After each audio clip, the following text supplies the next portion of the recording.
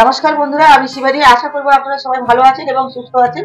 আজ আমার YouTube channel Shivani রান্নাঘরে আপনাদের সাথে শেয়ার করব ছোট বড় সকালে কিংবা বিকেলে স্বাস্থ্যকর সুজি দিয়ে এবং গাজর দিয়ে একটা খুব সুস্বাদু নাস্তা রেসিপি।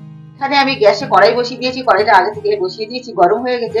তো আমি সুজিটা এখানে তেল ছাড়া ঘি ছাড়া ভেজে নেবো। আর বন্ধুরা, আপনারা কিন্তু পুরো ভিডিওটি দেখবেন, কারণ আমি তো প্রত্যেকের ভিডিওটি পুরোটাই দেখি, আমি কাউকে কোনোদিনই লাইক কমেন্ট করে চলে যাই না, কারণ আমি জানি এগুলো করা ঠিক না। যেভাবে আপনারা আমাকে দেখবেন সেভাবে আমিও আপনাদের দেখবো।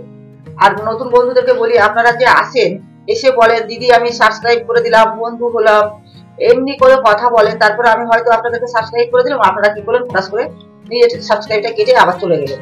এইগুলো করবেন না। এবার আমি কি করে বুঝবো যে কে সাবস্ক্রাইব করে রেখেছে রাখেনি? এইভাবে তো বোঝা যায় না। অনেকগুলো সাবস্ক্রাইব আমি করেছি। সুজিটা আমি দেখেন ঢেলে ভালো করে আমি ভেজে নিয়েছি। সুজিটাকে ঢেলে নিলাম। এবার কড়াইতে আমি অল্প একটু সাদা তেল দিয়ে দেবো। দিয়ে দেবো সামান্য একটু ঘি, দিয়ে দেবো দুটো এলাচ এইভাবে ফাটিয়ে দিয়ে দেবো। দিয়ে দেবো এখানে গাজর, দিয়ে দেবো স্বাদ মতো লবণ। এবার আমি এই ঢাকনাটা ঢেকে দেবো আর গ্যাসটা কম করে দেবো যাতে গাজরটা সেদ্ধ হয়ে যায়।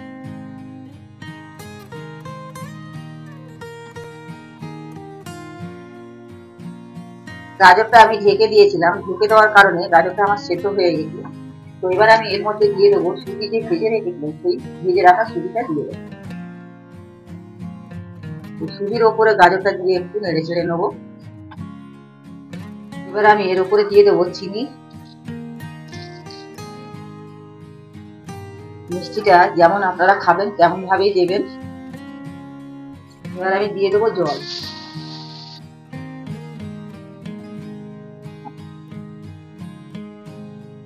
জলটা দিয়ে আরো ভালোভাবে এটাকে নেড়ে চেড়ে আমি ফুটিয়ে নেবো।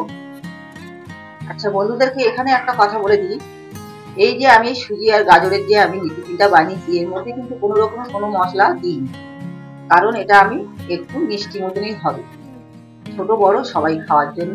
তো আপনারা যদি ঝাল টাল কিছু খেতে ভালোবাসেন তাহলে দিতে পারেন।